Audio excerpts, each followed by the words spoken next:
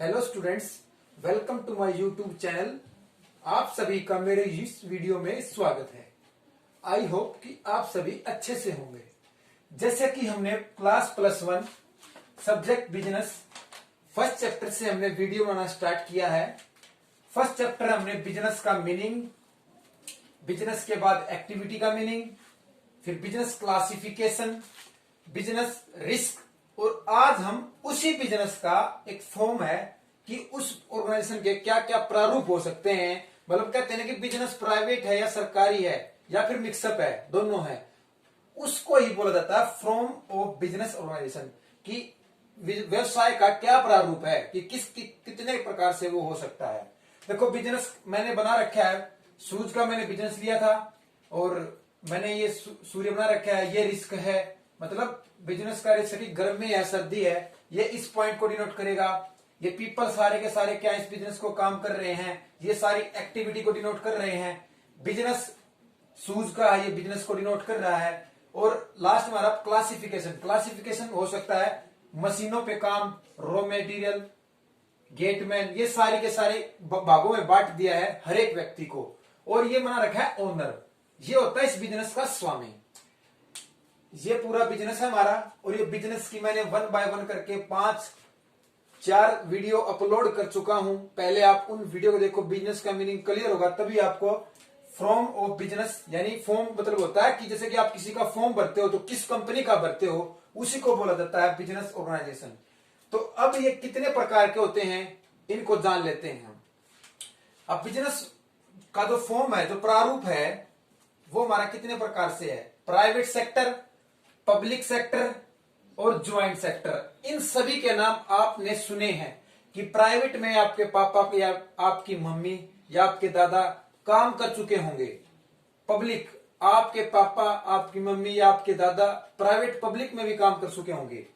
उसके बाद है ज्वाइंट सेक्टर। मिक्सअप में भी हो सकता है आपके भाई, जिसमें गवर्नमेंट का आधा हो और गवर्नमेंट आधा किसका हो, प्राइवेट का, उसको बोला जाता है मिक्सअप। अब इनके भी कौन कौन से प्रारूप हैं जानते हैं। नॉन इनकॉर्पोरेशन या फिर इनकॉर्पोरेशन, क्या बोलते हैं इनको, नॉन इनकॉर्पोरेटिव या फिर इनकॉर्पोरेटिव। नॉन इनकॉर्पोरेटिव वो कॉर्पोरेट होती है जिनमें कि प्राइवेट का कम हाथ हो।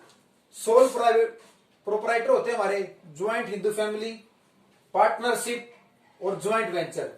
मतलब इनका हम 1 बाय 1 करके हमारे चैप्टर हैं, तब इनको डिस्कस करेंगे। मैं तो सिर्फ एक आपको ओवरव्यू दे रहा हूं। क्या जो फॉर्म है, जो फॉर्म होते हैं हमारे बिजनेस के, वो कौन कौन से हैं। पब्लिक में भी इसी तरह नॉन इनकॉर्पोरेटिव और इनकॉर्पोरेटिव, डिपार्टमेंटल और स्टैचुरी या गवर्नमेंट, ये सारा एक ओवरव्यू दे रखा है आप सभी को। और मिक्सअप कोई सा भी हो सकता है, देखेंगे आगे। इनके सभी के 1 बाय 1 चैप्टर बने हुए हैं, तो आप हम उनको उसी चैप्टर में डिस्कस करेंगे। आज सिर्फ हम फॉर्म ऑफ बिजनेस ऑर्गेनाइजेशन का जो सोल प्रोप्राइटर है उसको डिस्कस करेंगे। एकांकी स्वामित्व ये होता क्या है, इसको जानेंगे। देखो, ये मैंने एक बिजनेस बना रखा है कि ये एक व्यक्ति है जिसके पास 100, 200, 500, 2000 रुपए के नोट है, और उनके तले वो दबा हुआ है। ये नीचे इसके क्या चित्र क्या दिखाती है हमें कि ये हाथ से रोका हुआ उनको, ठीक है। इसके बाद ये व्यक्ति कहां का था, ये एक गांव का था। इसने, इसके पास थोड़ी सी कैपिटल थी, इसका दिमाग घूम गया और सोचा क्यों ना मैं बिजनेस स्टार्ट कर लूं। तो इसने अब इन पैसों से अपना बिजनेस स्टार्ट किया। खाली इस व्यक्ति ने, इसको घर पे पड़ताड़ा जाता था, बार बार कहा जाता था, इसको गुस्से क्रोध में इसके मम्मी पापा बोलते थे इसको, तू क्या करेगा, तू क्या करेगा। एक वर्ड इसने ऐसा बोला इसकी मम्मी ने कि क्या तू अकेला चना भाड़ फोड़ सकता है। तो उस व्यक्ति के मन में वो बात चुभ गई, बोला मैं अकेला ही, जो अकेला व्यक्ति हूं मैं, और इस चने का भाड़ फोड़ के दिखाऊंगा। तो उसने थोड़े दिन बाद उस चने के फाड़ को फोड़ दिया और अपना एक बिजनेस स्टार्ट कर दिया। उसी को बोला जाता है सोल प्रोप्राइटर, यानी एकांकी स्वामित्व। जिस बिजनेस का केवल एक ही व्यक्ति स्वामी हो, यह ध्यान रखने योग्य बात है कि जिस बिजनेस का केवल एक व्यक्ति ही क्या हो, स्वामी हो, उसको क्या बोला जाता है, सोल प्रोप्राइटर। अब इसमें हो सकता है आप ये सोचेंगे कि क्या सर वो अकेला व्यक्ति ही सारे बिजनेस को चलाएगा। चला तो नहीं सकता, क्योंकि मशीनों पे भी काम करना है, ट्रांसपोर्ट पे भी काम करना है, बैठना रिसेप्शन पर भी है, वो सारे काम वो नहीं कर सकता, लेकिन हो सकता है वो सारी की सारी कैपिटल उसने लगा रखी हो। यही बात मेन है इसमें। अब देखते हैं बिजनेस में हमारी बुक में क्या लिख रखा है। The sole proprietor is an informal type of business owned by one person. जैसे कि अब इसमें एक वर्ड आया है इनफॉर्मल। इनफॉर्मल का मतलब होता है अंगूर की बेल अगर किसी व्यक्ति ने नहीं देखी है, किसी बच्चे ने नहीं देखी है, अंगूर की बेल कहीं से भी फूट जाती है, कहीं से भी। तो इनफॉर्मल का मतलब वो होता है।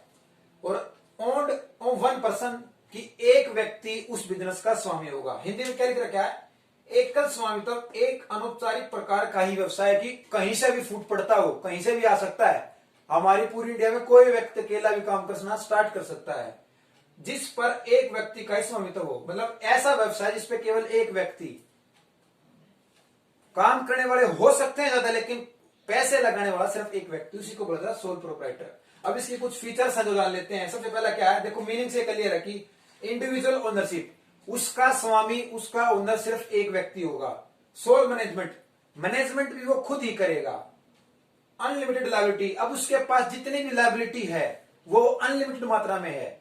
कई बार तो क्या होता है, अगर पार्टनर होते दो चार तो उनके पास लिमिटेड लायबिलिटी हो सकती थी, क्योंकि वो थोड़ा थोड़ा करके उस पार्टनरशिप को चला सकते थे। लेकिन इसमें क्या अनलिमिटेड है, उस व्यक्ति के पास पैसे की लिमिट ज्यादा भी हो सकती है और पैसे की लिमिट कम भी।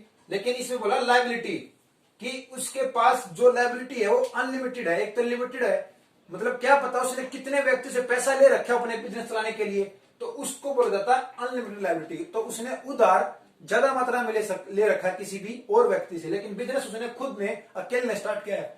हो सकता है उसने बैंक से ज्यादा लोन लिया हो।